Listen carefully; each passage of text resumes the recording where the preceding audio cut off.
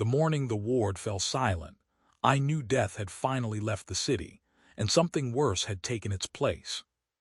The alcohol had run out 3 days earlier. Real medical alcohol, the kind that made your eyes water and gave you the comforting lie of cleanliness. All I had left was a root tincture the locals brewed from tubers they dug up beneath the hive foundations. It smelled of wet soil and something sweet, something overripe, like fruit forgotten in the sun, until it split open under its own weight. I had already scrubbed my hands with that filth 5 times before noon. The skin over my knuckles had cracked. My fingers were red, raw, and burning as if I had thrust them into a furnace. But I kept rubbing because dirt was everywhere in Sector Blackwater 9. Not just on the floor or the walls furred with brown fungus. It floated in the air. It settled on your teeth when you breathed. Thick underhive dust, greasy and sticky, like the city was always trying to line your lungs from the inside. People think the worst thing about being a field medic in a plague district is the lack of painkillers. That stops shocking you after a while. The shortage of fresh needles becomes routine too.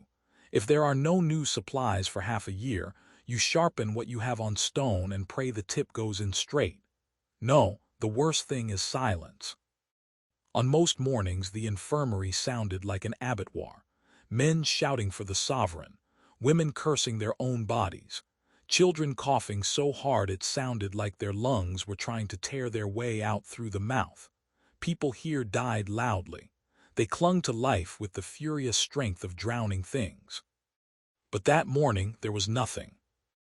I walked into the main ward at 6 in the morning local time. The ventilation fans droned overhead, pushing stale air from one end of the hall to the other, and that was the only sound. 30 patients lay on the cots. 30 bodies being eaten alive by the fever the registry had labeled viral strain Ember 4, and which the locals called simply the rot. I went first to bed 7. An old waste sorter from the lower decks lay there. The day before he had screamed so hard with pain that I had strapped him down. His convulsions had been violent enough to threaten broken bones. His skin had gone gray and was blotched with black islands of necrosis. I expected to find a corpse. I had already prepared a body sack. Instead, he looked at me. His eyes were wide open, the whites clouded yellow, but the gaze itself was clear. The straps had gone slack. He lay completely relaxed, though the thermometer I slid under his arm climbed to 41.5. At that temperature, the brain should start drowning in its own heat. People babble, they seize, they sink into coma. He smiled. Half his teeth were gone, his gums bled, yet the smile was soft and dreamy, like an infant that had just been fed. "How do you feel?" I asked. My own voice sounded too loud in the stillness. He blinked slowly, like some sleepy reptile stretched on a warm stone. "Warm, doctor, very warm. The pain is gone." Gone. I pressed his abdomen. The liver was enlarged. The spleen was hard as masonry. He should have been screaming. "Yes," he whispered. "It just melted away." I moved to the next bed. Then the next. A woman with abscesses along her neck was alive, awake and smiling. A teenage boy who had coughed blood for 2 days sat on the edge of his cot examining his hands as if he had never seen them before. Through the entire night, in an intensive ward that had been losing almost half its patients every day, not one soul had died. That should have pleased me. I was a physician. I had taken the medica oath. My duty was to preserve the lives of the sovereign's servants so they could continue their labor in his name. Instead, I felt a cold little needle of fear slip under my ribs and settle somewhere beneath the heart, in that private chamber where instinct lives. It was wrong. Disease did not work like that. Viruses did not negotiate ceasefires. I returned to my desk and splashed more of the root tincture over my hands. The smell of wet earth hit the back of my throat. For a moment, I thought it had grown stronger, as if the floor beneath me had turned to loose compost. "Doctor." I flinched and turned. A girl stood at the entrance to the duty room, 10 years old perhaps, no more. One of the duck children, the orphans who lived in the service tunnels and knew how to crawl through the city like rats through walls. She came by often. Usually she begged for bandages or ointment for ringworm. But that morning she wore a clean dress, patched together from old uniform cloth, yes, but washed. Clean. And her face. The rot usually announced itself in the eyes. Capillaries burst first. The whites turned crimson. Hers were bright and clear, green as moss on filtration tanks. She did not look sick at all, but she carried the same scent as the old man and the same scent as the tincture, sweetness and decay together. The smell of decomposition that for some terrible reason did not disgust. It soothed. No, that was the horror of it. It wanted to soothe. "You should not be here, Leela," I said, forcing severity into my voice. "Quarantine." She took one soft step forward. Her bare feet made no sound on the concrete. "I brought this for you." She held out her hand. On her palm lay a tiny bundle of dried herbs tied with a strand of hair or string. No, not string. A stiff black hair. "What is it?" "Father said to give it to you." She smiled, and there was nothing childlike in it. It was the smile of someone who knows a secret adults are too slow and too frightened to learn. "Which father?" I frowned. "You told me your parents died in the shaft collapse 3 years ago." She came close enough for me to see a little swelling pulse beneath her jaw. A vein, maybe. Too slow for a child. "The other father," she whispered. "The kind one. He said to thank you, doctor. He said you try so hard. He knows your hands hurt." Instinctively, I hid my red, chemical-burned hands behind my back. "How does she know?" "You heal us," she went on, staring straight into me with those impossible green irises. "But you are sick too. You are tired of being afraid. Father says you will get better soon, just like us." She set the herb bundle on my desk, right on top of the mortality ledger. "Leela, listen to me," I began, but my throat had gone dry. "Do not get sick, doctor." Then she turned and skipped away. I stood alone in the quiet infirmary while the ventilators hummed and the patients said nothing. From bed 7, the old man had begun to hum a tune without words, just a bubbling little melody that made my skin crawl.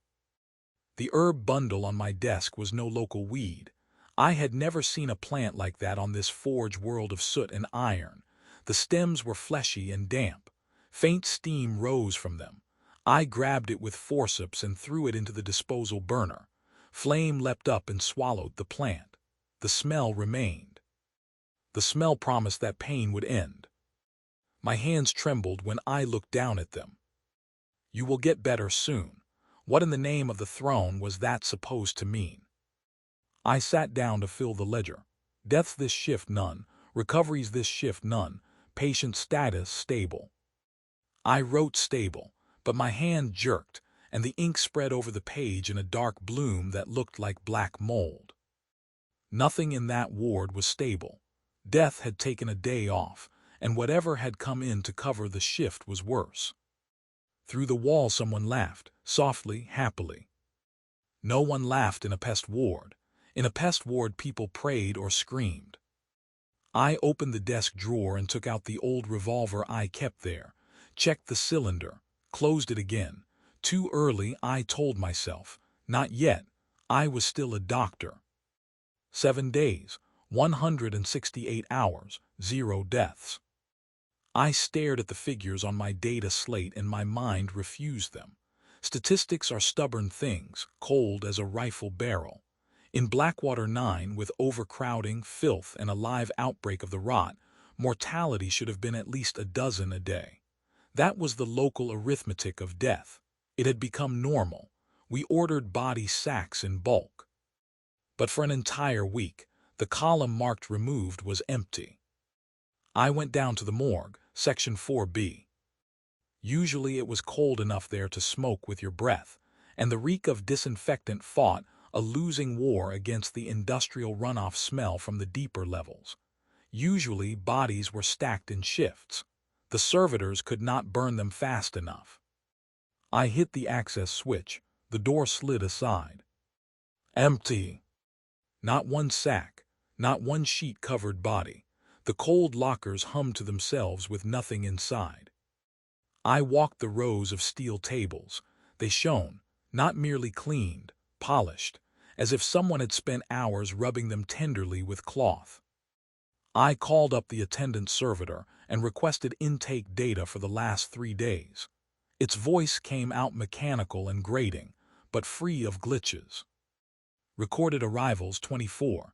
Current storage status 0. Where are the bodies? I asked. Disposal. Error, disposal protocol not activated. Bodies relocated. Where? Error, data unavailable. Location out of range. I seized the machine by the front harness even though I knew it was useless. It was just meat with wire hammered through the skull. Who took them? Relatives, the tribunal. Patients, it answered. I froze. What did you say? Patients, ambulatory status, they left. I shoved it away. Corpses do not leave. That is children's cemetery talk. In the empire, the dead become fertilizer, rations, or machinery. They do not stand up and walk away. But the morgue was empty and it did not smell like death. It smelled sweet. Thick, dark, syrupy sweet and of wet soil after rain. The same scent the girl had carried in with her. I went back up to the ward. I needed to speak with Dr. Rowan. He handled the night shifts. Cynic, drunk, and the best diagnostician in the district. If something impossible was happening, Rowan would have seen the shape of it before anyone else. His office door had been sealed. Red registry tape across the frame. I caught a nurse hurrying past, barely more than a girl, eyes wide with permanent fright. Where is Rowan? She jerked as if I had struck her. Dismissed, doctor, this morning. For what? She looked both ways and lowered her voice to a whisper. He tried to perform an autopsy on one of the ones who fell asleep. He said their organs had turned to jelly. An hour later, men in gray coats came and took him. Transfer to the upper spire, they said. The upper spire. Rowan. Rowan cursed the governor every other day. She gave no answer. She tore free and hurried away, hugging a tray of instruments to her chest. The instruments were clean. There was no one left to cut.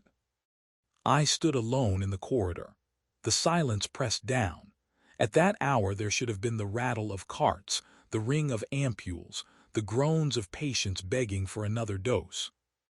Doctor, by the throne, just one more vial. Doctor, my legs are burning. Nothing. I looked into Ward 6, terminal cases, 10 patients. They sat on their cots or stood by the windows staring at the smoke that hid the sun. Their skin had changed. The ulcers were still there. The abscesses had not vanished. One man had a flap of skin hanging open from his chest so that several ribs were exposed. But no blood ran. The wound was dry. The skin around it looked waxy, yellow, and translucent. Does that not hurt? I asked him. He turned with a face so calm it made my stomach tighten. Not at all, doctor. It is like taking off tight boots after a long march. Only this time you take off the whole body at once. He ran one finger along the exposed rib, as if it belonged to someone else. Look, doctor, it is not red anymore. It is flowering. I leaned in. Along the bone, where pus had been the day before, a little velvet dusting of moss had begun to grow. I nearly vomited. I stumbled into the corridor and had to clamp my mouth shut. I needed a priest, Father Silas. Old, tiresome, always demanding donations for the chapel and preaching to people who only wanted to die in peace. But he knew the forms for banishment. If not banishment, then at least the rituals that steadied a soul. I ran to the hospital chapel. The door stood open, benches overturned. The altar, where a statue of the gilded throne usually stood, there was a heap of rotten fruit glistening in its own juice. Fat flies crawled across it. Their buzzing sounded like a deep chant. Father Silas was nowhere to be seen, but his Vox recorder lay on the floor. a little box where he stored reports for the diocese. The indicator light still blinked. Recording completed. 4 hours ago. My hands were slick with sweat when I picked it up. The plastic slipped. I hit play. First there was static, then breathing, heavy breathing, then Sela's, though not the commanding bass he used on sinners. This was the voice of a broken man, a child lost in dark water. I called for him. I shouted his name until my throat tore. The sovereign, he is silent. The sky is closed, doctor, stitched shut with coarse thread, and below us something knocks. I went into the basement to check the pipes. They are there, my parishioners, standing waist-deep in runoff and singing. Not hymns, not old earth hymns, a lullaby. One of them looked at me. He had no eyes, only sockets overgrown with mold. He said, "Do not be afraid, Father. God is here." He got tired of sitting on his throne. He came to hold us. I ran for the doors. The doors do not lead outside anymore. Every door leads into the garden. I can hear roots growing in my thighs. The recording ended in a wet sucking noise. I dropped the recorder. It struck the floor, but the impact made almost no sound. The stone beneath my boots had turned soft. The chapel tiles depressed like sponge. I looked down. The soles of my boots were sinking into a gray, pulsing substance, pushing its way through the seams in the stone. The morgue was empty, because the dead no longer needed to lie down. The patients did not hurt, because the sickness was no longer an enemy. It had become the owner. I backed toward the door. I had to report this to the registry, find an astropath, anyone. But when I stepped back into the corridor, I saw the same nurse who had spoken of Rowan. She stood at the window polishing the sill, smiling. On her cheek, where a scratch had been the day before, a tiny, delicate bud had opened. That was when I understood that I could not report anything. Communications had been out for 3 days. I had blamed the iron storm. Idiot. We were not under quarantine. We were inside an incubator. I went out into Sector 7. A week earlier there had been street fighting there. Local gangs trading territory with civic defense units. Artillery struck housing blocks so often that no one flinched anymore. The ground should have been covered in shell casings, awful and powdered concrete. It should have smelled like propellant and burned meat. Instead it smelled of laundry soap and damp cloth. I walked down the avenue gripping the handle of a scalpel in my pocket, the only weapon I had brought. I expected an ambush, looters, panic. Instead I found a woman kneeling in the middle of a mortar crater. Rainwater had collected there, cloudy and green. She dipped a rag into it and wiped down a surviving length of curb. She had no nose. In its place was a moist pink hollow fringed with whitish bloom. She was humming. "Good morning, doctor," she said with a cheerful nod, never pausing in her scrubbing. "Look how it shines. The sun will like it." I passed without answering. The streets were clean, not sterile like an operating room, something else. Organic. All the rubbish had been gathered into neat piles and left to steam, not rotting in chaos, fermenting. Warm vapor lifted from them in patient breath like exhalation. People were everywhere, former patients, men and women I had sent home to die. One sat on a bench watching children play. They had sticks covered in moss and imagined them to be swords and themselves great heroes of the empire. One child clipped the man's arm by accident while running past. He did not even flinch. "Do not worry, little one," he said. "Play. Our Father will take care of us." Bile rose in my throat. Pain is an alarm. Without pain the body does not know it is being eaten. "Why are you not bandaging your wounds?" I asked a group of laborers clearing rubble. They passed slimed bricks from hand to hand as if they were jewels. One of them turned. A woman in a robe sewn from hospital sheets. I recognized her. Sister Mara, hospice aide, bedpan carrier, a quiet thing who used to smell of bleach and hopelessness. Now her face shone, literally.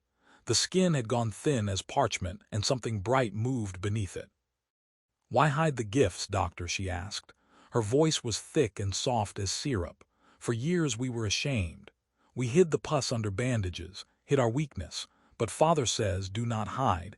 It is yours too. Your ulcer is your flower. She came closer. I stepped back.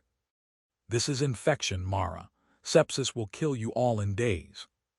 She only shook her head, the way mothers do when explaining there is nothing under the bed. Death is just the end of loneliness, doctor, but Father does not want us dead. He has no use for dead dolls. He loves us alive with our wounds, with our flaws. Look around. Do we look like we are dying? I did look. 5 paces away 2 children were playing hopscotch drawn in chalk on the pavement. One little girl had gangrene to the knee, purple-black, swollen. Yet she hopped on that leg and it sprang like healthy muscle. That is impossible, I whispered. That is love, Mara said, and laid a hand on mine. Her palm was hot with fever but dry. Accept it. Stop fighting. Fighting only makes you tired. I pulled away and kept walking fast toward the square in front of the ruined municipal hall. I needed to see something normal, something cruel, an arbiter patrol, looters executed against a wall, anything that belonged to the old brutal but understandable world. On the steps sat a man in infantry uniform, charred, torn, standard-issue combat armor. His helmet lay beside him. I stopped. I knew that helmet. 3 weeks earlier I had written the death report for Sergeant Coulter. His platoon had been caught in a plasma conduit rupture. There had been nothing to bury but ash and melted metal. The man turned. It was Coulter, or whatever wore his name now. The left side of his face was untouched, scar on the chin, tired gray eyes, stubble. The right side of his torso was gone. In place of shoulder and arm there bulged a mass of flesh like a coral reef. From it grew a thick meaty limb that ended not in fingers but in something like a claw or a flower bud. And in the center of that bud, where an elbow should have been, there blinked a large yellow eye with a vertical pupil. The thing saw me before Coulter did. Doc, he called out, cheerful and hoarse. Sit down, it has been a while. I could not move. That eye on his shoulder looked at me with more intelligence than his own. You are dead, I said. I saw the report. Coulter waved it off. The growth repeated the gesture a second later, curling like a snake. The registry always loses paperwork. I got a little burned, who cares? Look what grew in. First it itched like hell, now it is useful, warm too. And you know what, Doc? It talks to me when I sleep. Tells me stories about gardens, about grandfather. He drank from a bottle of muddy water, the eye half closed in pleasure. You need help, Coulter. We have to cut that away. His smile vanished. The eye went wide and fixed on me with naked hatred. Do not cut anything, Doc. His voice hardened. All my life I have lost things. Friends, faith, toes, enough losing. Now I only gain. Then the smile came back, and that change in itself was worse than a threat. Sit and drink or leave, but do not offer me a knife. Nobody cuts here anymore. Here we grow. I backed away. All around us the city remained too quiet for a war zone. People with rotting faces sat on rubble reading to children. The world had lost its mind. Or perhaps, and that thought hit harder than any shell, perhaps the world had finally become normal, and I was the mad one with my bandages and tinctures and pitiful little war against dying. I turned and walked away, fast, almost running. But I could not outrun the smell. I understood it clearly then, not just flowers and rot. Home. A suffocating, sticky, forgiving home smell, the smell of returning to your parents' house after a long, frozen winter. It made me want to weep with terror and with the urge to stay. You forget odors in a hive. Your nose dies first. It learns to ignore sulfur, sour sweat, ozone from faulty generators, and the faint, sweet reek of corpse starch that passes for food. The world becomes flat. That day the world gained depth. I crossed the market square in Sector 4. Usually it sold stolen filters and rat meat on skewers. That day they were baking bread. Not the gray algae bricks handed out to the labor lines. Bread, real bread. I stopped in the street as if someone had driven a spike through my boot. The smell hit harder than a rifle butt. Yeast, warm living starter, dark crust. It ripped a memory out of me from 30 years back, a kitchen, my mother's hands, a morning before they took me away to the Skalam. In the center of the square stood a field stove, a huge round cauldron over a cheerful fire. The baker was a broad man in an apron worn over his bare flesh. His skin was pale and loose like raw dough. When he moved, fat rippled over him as though water sloshed inside. Boils swelled over his shoulders and back, but they did not burst. They breathed, rising and falling with each motion. Hot and fresh for everyone, he called. Father provides. No ration chits. People stood in line. They did not shove, did not fight. I went closer. Hunger hit so hard the edges of my vision darkened. I had not eaten in 2 days. My rational mind screamed that it was poison, a trap. My feet carried me forward anyway. For you too, doctor. The baker smiled. He had no eyes, only 2 narrow slits buried in fat. Still he saw me. He held out a slice, warm, almost hot. I took it, my hands shook, I bit down. It was divine. The crumb melted on my tongue. It tasted like life, like safety, like a time when the empire had not yet revealed itself to me as a machine built to grind people into obedience. I ate and felt warmth spread down my throat, settle in my stomach and roll outward through my veins in calm waves. Fear disappeared. For those few minutes, standing in the middle of a plague city with steam in my face and soot in the air, I was happy. I looked at the sky. The gray cloud cover seemed soft, like a blanket. Factory smoke looked almost cozy. Good, the baker asked. Yes, I said honestly, very. I finished the last piece and licked my fingers. Then my stomach clenched. Not pain, movement, as if what I had swallowed had decided to wake. I folded in half. A spasm hit me, but it was not poisoned vomiting. It was an eruption. I dropped to my knees. A stream poured from my mouth, not bile, not half-digested food, thick translucent mucus stretching like glue. In it floated small white larvae. I wiped my mouth on my sleeve and coughed, trying to inhale. I waited for horror, for disgust. Instead, I felt relief. The slime smelled faintly of mint and of the same bread. I looked down at the puddle.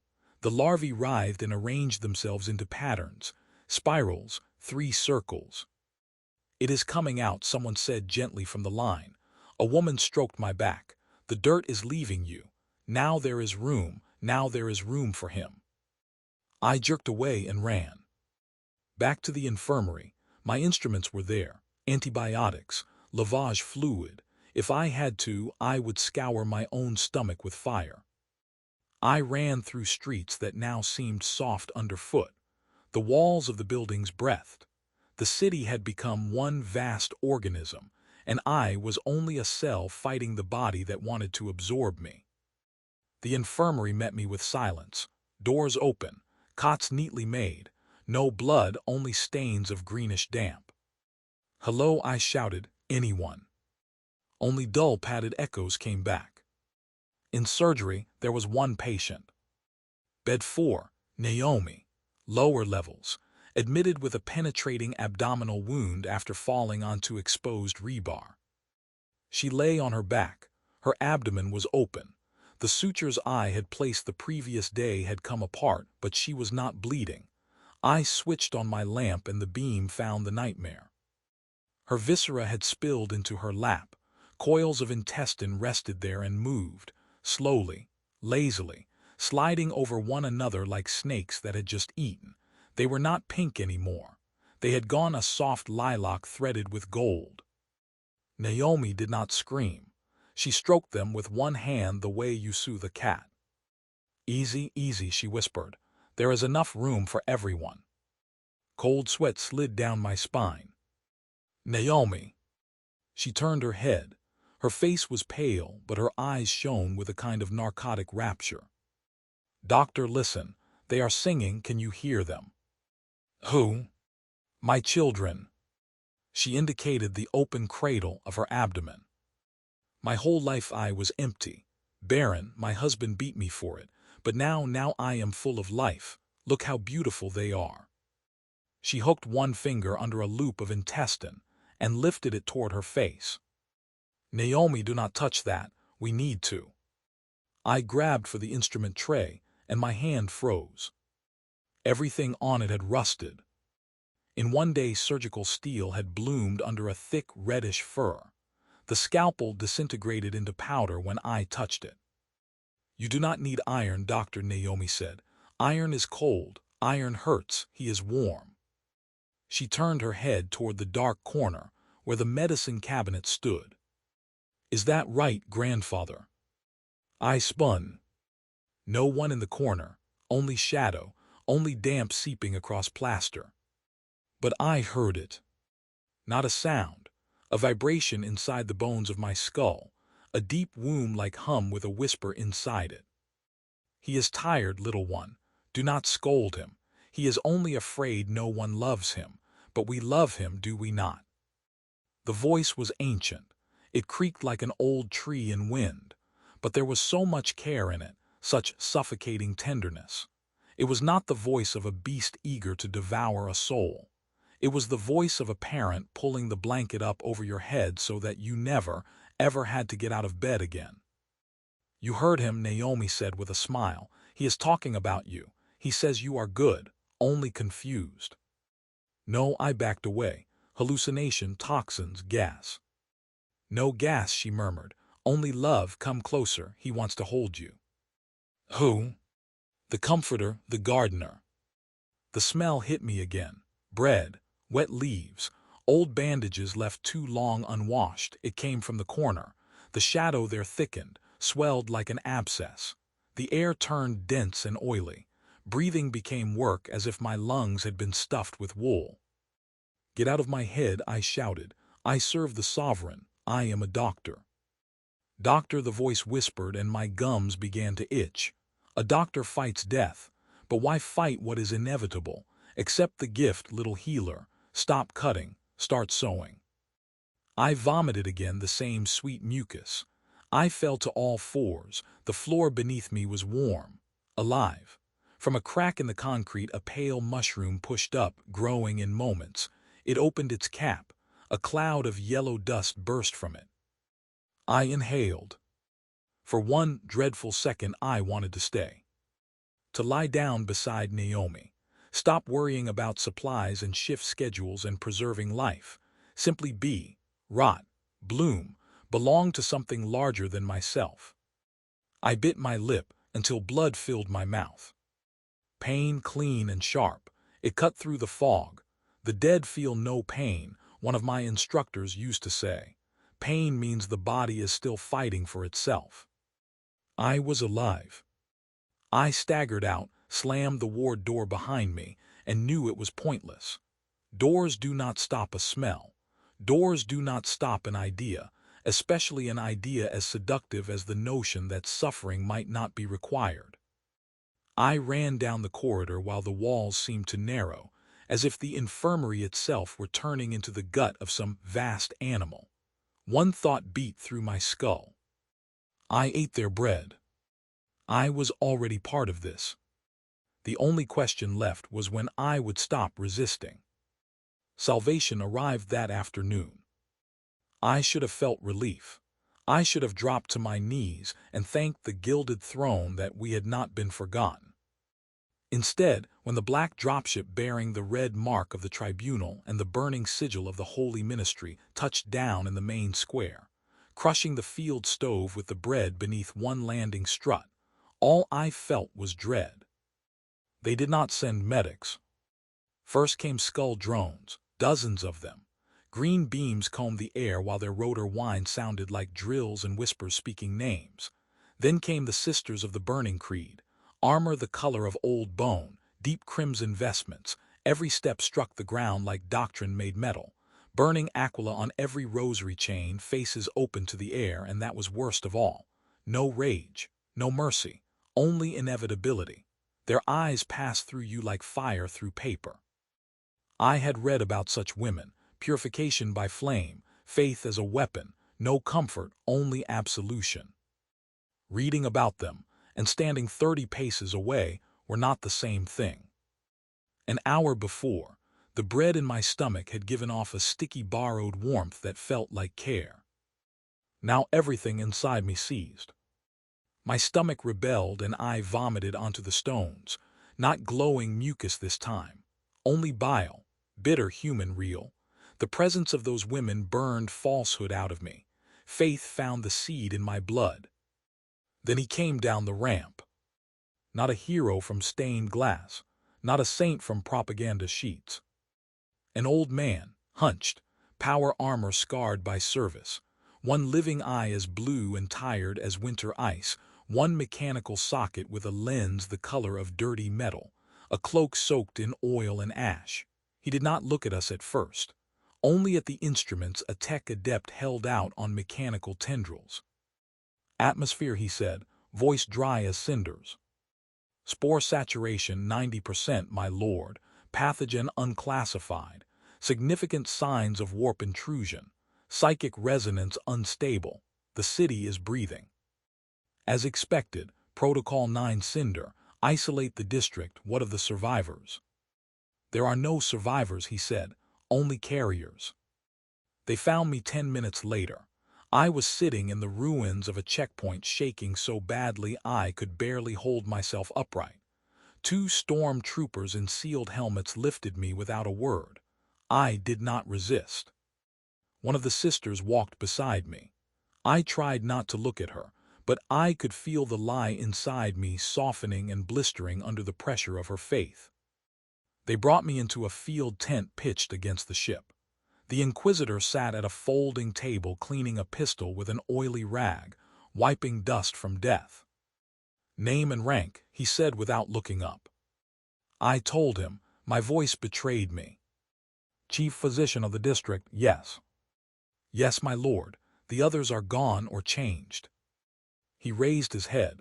His human eye was impossibly tired.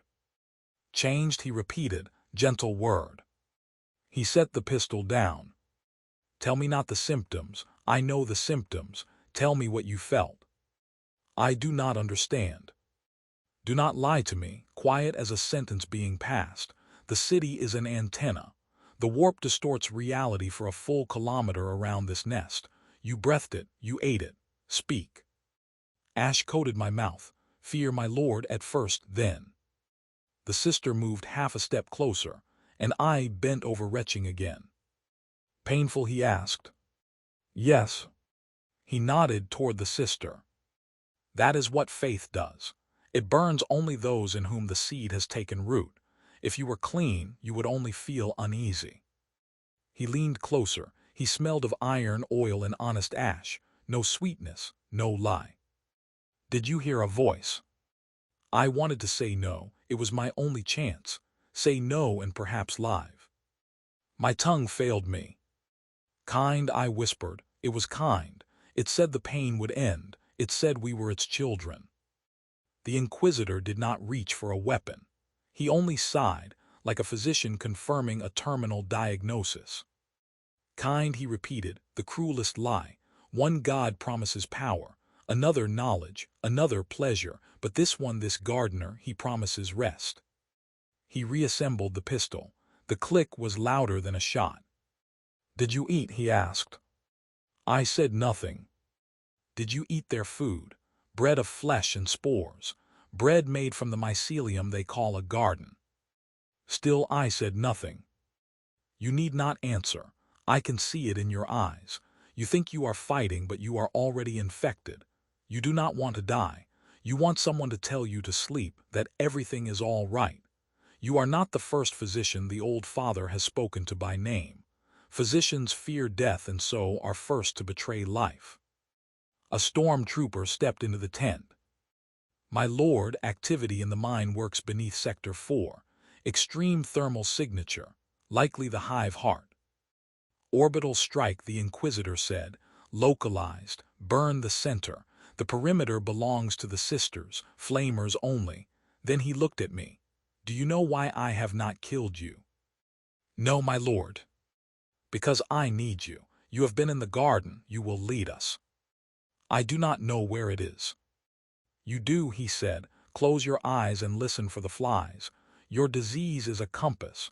Dose him with stimulants, heavily. Do not let him sleep. A medic in a sealed mask approached with an injector pistol. The hit came like a hammer. The world turned sharp as a needle, bright as welding flame, sick as fever.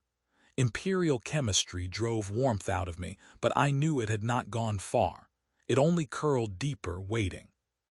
I do not remember the escape in order, only flashes, the Inquisitor shouting orders, flamers reaching out in orange rivers, crowds who did not run from the fire but walked toward it with open arms, the smell of burning meat mixed with incense and sweetness. The stimulants should have steadied me, made me useful. Instead, they became a catalyst. Empire against garden in my bloodstream. My skull felt filled with a rusty drill. I did not run from fear. I ran from pain. And I knew where pain ended. The call came from below, through abandoned vents leading to the geothermal spine. I slid down a chute. At first metal, cold and ribbed. Then the walls softened, grew warm and yielding. I slid like food through the throat of some immense animal. I landed on something soft. Rags, I thought at first, then leaves, then neither. I lay in darkness, hearing my own breath rattle. The war was overhead now, distant. I switched on my lamp. I was in an enormous cavern, once a pumping station. I recognized the outlines of giant pistons and cracked pipes, but the metal had grown over. It was a garden, yes, but not the kind they put in old poetry. No roses, no lilies. Trees grew straight out of concrete. Their trunks were braided human spines, white and wet. Instead of bark, they wore stretched translucent skin through which veins pulsed. The leaves looked like lungs, porous, pink, slowly swelling and collapsing. Inhale, exhale, inhale, exhale. The whole chamber breathed. I stood, the air itself was visible. Golden pollen hung in it like fog. I inhaled and the pain in my head began to soften. The stimulants retreated. The rot welcomed me. You came, the trees seemed to whisper. Perhaps it was only moving air. I walked toward the center. Where the main pump had once stood, there now hung a heart. It was suspended by thick arterial cables that vanished into ceiling and walls. Dark burgundy, greasy. Every beat sent a tremor through the floor. From it ran translucent tubes, not oil, not water, amber liquid, honey thick. And lined along those tubes stood my patients. Hundreds of them. Those lost from the morgue, those who left their homes. They were not dead, and they were no longer merely standing either. They had been set into walls, roots, the very geometry of the place.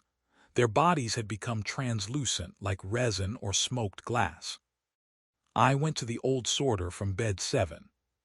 He hung inside an amber cocoon, eyes open, chest rising gently. Beautiful. All the sores and rot were gone. His flesh shone with a soft inner gold, preserved, spared time, spared pain, like an insect in amber, only alive in content. Beautiful, is it not? The voice came from the base of the heart. A woman sat there, weaving a wreath from intestines that looked like satin ribbon. Her face was hidden under a hood. But I knew the voice. My mother, dead 20 years.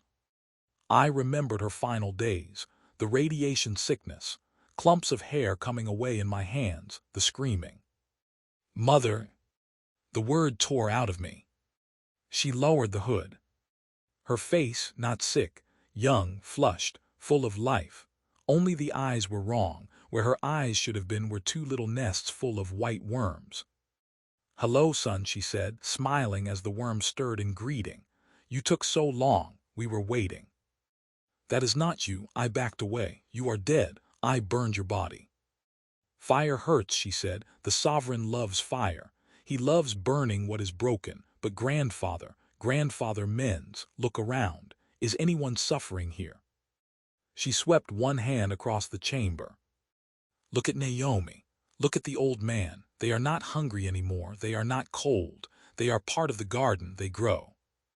I looked at the glass like bodies again. There was a hideous logic to it, a mad logic that suddenly felt hard as iron. In the hospital, I fought only to prolong agony by a day, 2 at most. I patched failing flesh while knowing it would fail again. Here they had become eternal, fixed, unchanged, a museum of disease where disease had become art. The Inquisitor is coming, I said. He will burn all of this. She laughed, a dry grain pouring sound. Let him. Fire burns flesh, but spores remain.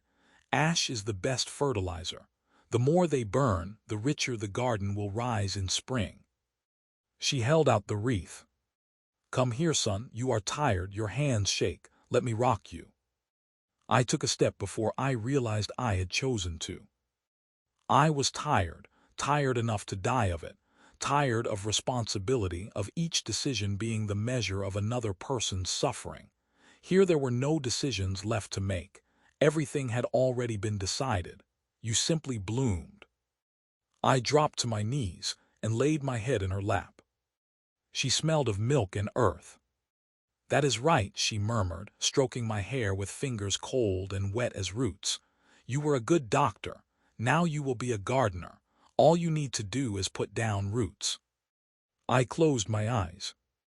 I dreamed then, not a nightmare, a dream of a world without war, metal rusting into moss, rifles flowering, no sovereign on a gilded throne demanding sacrifice each dawn, only warm marsh water and all of us drifting together hand in hand. Doctor, the voice cracked through my earpiece. The Inquisitor. We have your beacon. We are entering. Do not move. It was like a knife thrust into the dream. I opened my eyes. I was still in the lap of the thing wearing my mother's face, but now I saw the truth. It was not a woman. It was a growth. Mycelium shaped into memory. Its legs fused into the floor, its arms branches, and my own hand. I looked down. My fingers had sunk into the moss. The skin on them was dissolving. Veins in my wrist were joining the green threads beneath me. Fine tendrils slid under my nails and up the arm. I did not feel fear. I felt belonging. I am home, I thought, and the thought came with such relief it nearly broke me. They are coming, Mother, I whispered. They bring fire. The creature leaned close. The worms in its eyes hissed softly. Then meet them, it said. You know this garden, you know where it hurts. You are a doctor. Show them what a real diagnosis is. I stood, pulled my hands free of the moss. The tendrils parted with a wet sound, though some stayed inside me. I knew it instantly. What ran in my blood was no longer only blood. Sap pollen, warm rot. I could feel every root in that mine. Feel the storm troopers moving. Taste their fear, sour on the air. My own fear had vanished. I am the guide, I told the dark. The dark answered with 1,000 little voices. Lead us. They never came down. The Inquisitor lied or changed his mind. He did not need a path to the heart. He only needed a mark on the map turned to sterile glass. The first lance strike hit the northern sector above our heads. The earth convulsed until it felt liquid. Stalactites of concrete and roots broke free and rained down. The garden screamed. The flesh trees opened mouths I had not noticed before and howled. The sound was metal dragged over glass 1,000 times at once. The pain of the garden tore through me like current. Move, I shouted. Lower collectors, deeper now. Those who could still walk clustered around me. Bloated men, children with fungal masks for faces, old women whose legs had grown together into a single root. They were afraid, but not of sickness. They feared the light. A white beam split the dark 100 yards away. Where it touched, matter stopped existing. Stone, flesh, water, all gone to superheated vapor. The family of the baker took the edge of it. They did not burn. They flashed away like dry paper and collapsed to gray ash. No rot, no life, only blank sterility. Murderers, I coughed, butchers. I grabbed the shoulder of a man frozen in place. Do not look, follow me, I know the way. As I pulled him along, I felt a sudden lightness in my right hand. I looked down. My fingers still gripped his shoulder, only they were no longer attached to me. Index, middle, ring, lying there like overripe fruit dropped from a branch. No blood, no bone. The stump was packed with greenish slime where tiny white worms stitched at the wound with brisk devotion. There was no pain, only surprise. I lifted the shortened hand and almost laughed. Careful, doctor, the man said as he brushed my detached fingers off his coat like caterpillars. You are coming apart. It does not matter, I heard myself answer in a bubbling voice. They are seeds. Let them grow where they fall. Move. We fled through narrow tunnels winding deeper toward the mantle. Overhead, the Empire hammered nails of pure energy into the world. Sterilization, purification. I had once prayed for such fire. Better to burn than rot, they taught us in the Skalam. What stupidity! Fire gives nothing. It only takes. It reduces complex boiling life to dead carbon. Fire is the end of the story. Rot is the beginning. Rot is warmth.